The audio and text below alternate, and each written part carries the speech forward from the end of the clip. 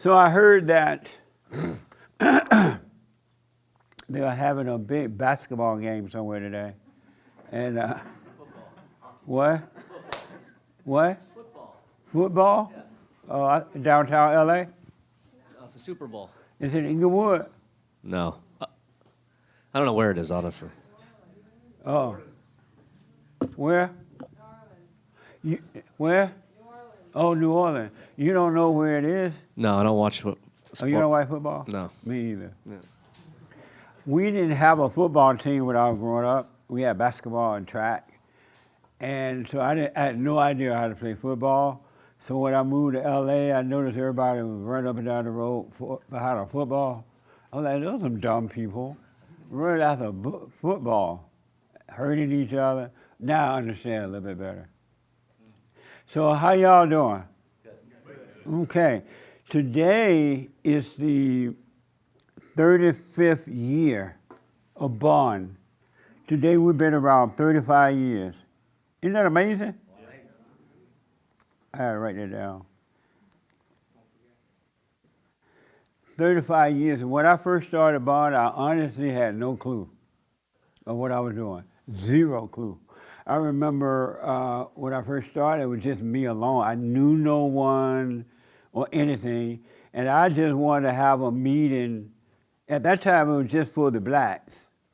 And I wanted to have a meeting to tell the blacks that their problem was not racism, that white people were not trying to hold them back, that they had been lied to by their civil rights leaders and things like that. So it was just for the blacks. So I had a meeting, the black showed up. A friend of mine was doing a radio show, so he announced, he let me use his place, and he announced that I was gonna be having a meeting for the blacks. So we did, and a whole bunch of blacks showed up. I was like, Lord have mercy. And then, so I talked about that, and, excuse me. I've been talking so much. And so I said, okay, the white people are not your problem. You need to forgive your parents. You need to take control of your own life. And the meeting went so well, but I was so nervous. Because I have a cleft palate. Cleft palate means I don't have a palate tongue. And my lip was split, so I'm all messed up, right? And I'm up in the public talking. And I was so nervous that I didn't know what I was talking about. I thought the people were judging me. And all, you know how Satan talks to you, right? And so they really liked that meeting. They're like, wow, this is an amazing meeting. We'd like to have another one. I'm like, really? They're like, yeah. And I spoke so poorly that I couldn't even understand myself. I would not listen to myself on tape. That's how bad it sounds. But then I said, okay, we'll have another one. And all week, I was praying to God that Sunday never came again. I was literally saying, I'm never going back to those meetings. I am not going back because I was scared. Anybody ever been afraid? I had never done that before. I had no idea what I was doing. And the next Sunday came and I had to go. And so I went, and it got a little better, a little easier. And from that, they're like, we should meet all the time. And so, okay, let's come up with an organization name. So I had 3 or 4 people to bring in a name, and we voted on the name and came up with Bond. And I remember I was so nervous that after the meeting, you know how people stand out in front, they stand in the parking lot? I tried to wait until everybody leave, and they wouldn't leave. They were standing in the parking lot. And so I would get in my car and drive real fast through the parking lot because I didn't want anyone to see me. And then there was a man that was coming to the meeting, and he was my enemy, and I didn't know it.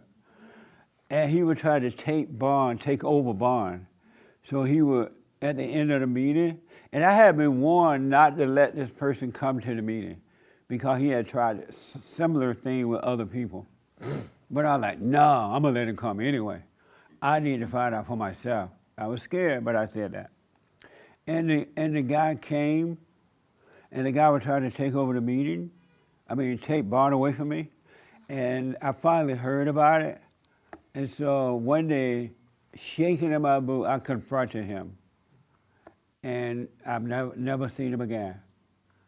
And so it's been an amazing, oh, and then I started a little board, and they said, oh, we got to come up with a 501c3 thing so we can be legitimate. And then they asked me, what's your 5-year plan? This is the first year now. What's your 5-year plan? I was like, 5-year plan? I don't know. I don't even know what I'm going to do next Sunday. How am I think of a 5-year plan, right? And I could not come up with a 5-year plan. I've never had a plan for bond. I've always just, whatever happens. And it worked by itself. It really worked by itself. And I can take no credit for it, really. But over the last 35 years, it's been amazing. Had I known that I was going to go through some of the stuff I've gone through, and had I understood the nature of human being, I probably would have stopped a long time ago. But I'm glad I didn't. It was meant to be, and it wasn't my plan. I did not grow up thinking that one day I'm going to have my own business, I'm going to start an organization or anything. Honestly, my goal in life, and I thought it was a really good goal too, I was going to leave Alabama 18, go to California, find me a job, buy me a house, because we were taught to buy a house at 35. And so I bought the house at 35. And my plan was to buy a house, get me a little red car. And so I ended up buying a 280Z. And then, it was sharp too. And then get me a lot of clothes. And then, because black people love clothes, we love to dress. And then get me a lot of women. I thought I would be successful if I did that. That was my plan. I had no plan to do anything else that I've done. Isn't that amazing? I thought that was success. So I bought the house at 25. I had no money. And at that time, I was getting food stamps too.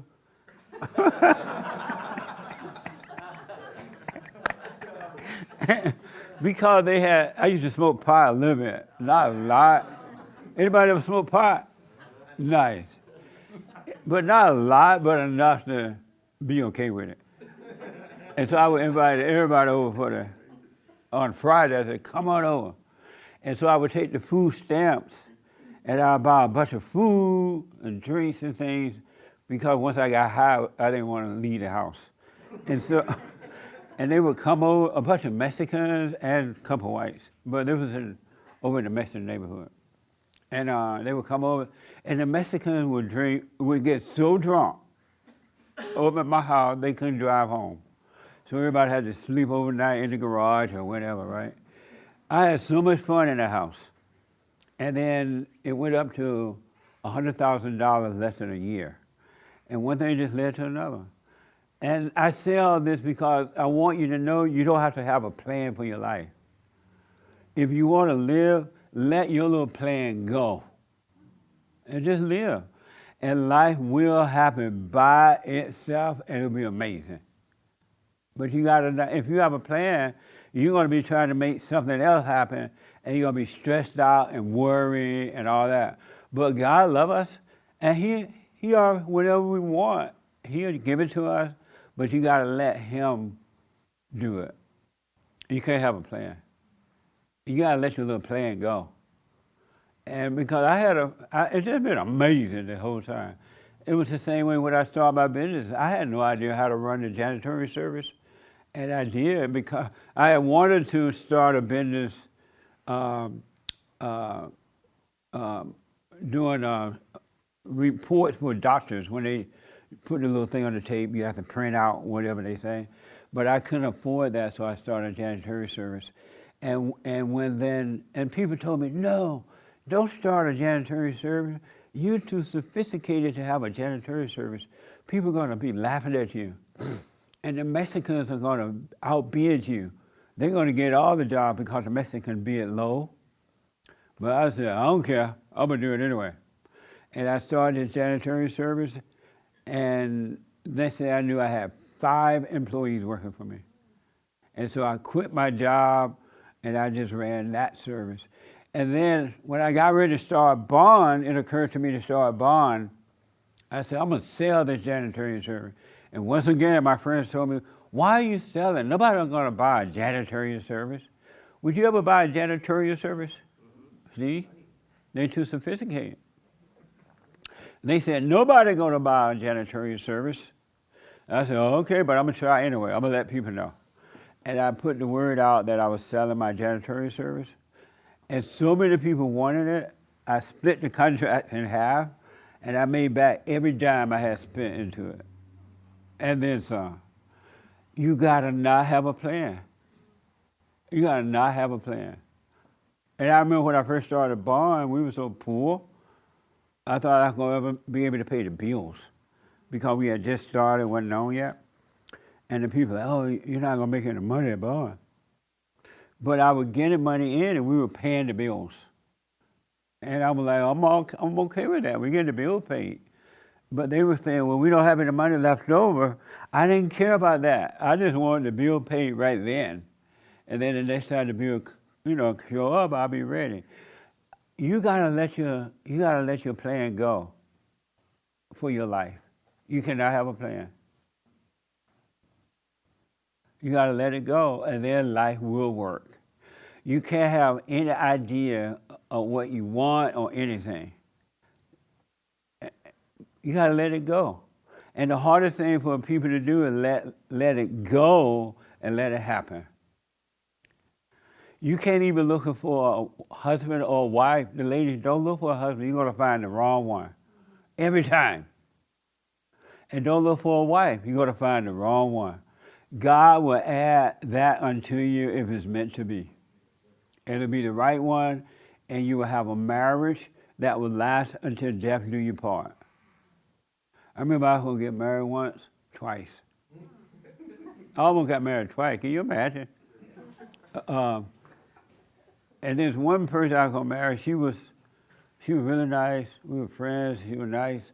And then, as soon as I got engaged, she became controlling. You too busy. You always work. Blah, blah, blah, right? I'm like, but I thought you were okay with me being busy, working, and anybody, a woman ever tried to control you? Anybody? Yeah, all of them, huh? Yeah. And I had made this big announcement, I'm getting married. I made the announcement on the radio. Everybody wanted to come and everything. And then she was like jealous of other women that would talk to me. I'm like, look, you better cut this out because we're not married yet. I had bought this ring.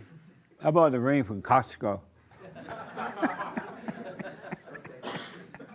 It was expensive. That ring was like $100-some. And then I said, you better cut it out. But she wouldn't stop. And so I said, the wedding's off. Give me back my ring. I took the ring back to Costco and got my money back. And I'm glad I didn't get married because I wouldn't have been as free to do what I have been able to do. It wasn't meant to be, all right? Anybody ever take the ring back from the woman? Yeah, take your ring back. She doesn't own that ring. Because nowadays the women don't want to give the ring back. Have you noticed that? Yeah. What a mess, huh? But my whole story is to let you know you gotta let life go. And God will take care of you. Really. Don't have a plan. You should get a house if you can, buy yourself land and all that kind of stuff. But don't have a plan for your life. It will work better without a plan. And I have never missed one night of sleep running these businesses and dealing with folks and everything. And I barely graduated high school. And it's not like I had some big education, right? There were literally 18 people in my class, and I was number 18. I was so dumb. I was number 18 in the class. I made an A once on a test, and the only reason I made that A, it was a true and false test. And the teacher had told us, okay, we're having a test Friday, get ready. And I guessed at the test, it was true or false. I guessed, and I made an A, and I was stunned. I showed the A to everybody. But God loves us. He really does. But you don't trust God. When you trust your imagination, you're not trusting God. And have you noticed how the devil always tell you things? He would tell you to do a certain thing, and when you do it, it doesn't work. And then he'll tell you to do something else, and that doesn't work, and he'll laugh at you. Have you noticed he'll laugh at you? He'll tell you to help someone. Oh, help a family member. That family member is in need. Help them. And you will go help the family member, and then you're like so happy that you helped the family member, and then the family member take advantage of you. And now the devil tell you, you helped that family member, now they're taking advantage of you. Or you helped that person, they took advantage of you. And then the devil would laugh at you, tell you how stupid you are, how weak you are, you helped somebody. And now you're mad. And then the devil tell you, don't worry about it, you can help somebody else. And you go, and all you're doing is listen to the devil, and he give you all these ideas and that things to do, and you don't even realize that you're listening to the devil on everything, and the devil laugh at you. The devil can tell you to make a joke in the crowd, and if nobody laugh, the devil tell you look so stupid, and now you feel stupid. The people didn't tell you that you look stupid. The devil told you look stupid. Your little joke did not work, and now you feel silly. But the devil told you that you feel silly, and you feel silly. Anybody ever, you know what I'm talking about? Yeah. The devil will tell you if you go on that stage right now, you're going to look stupid. You're not knowing what you're going to say.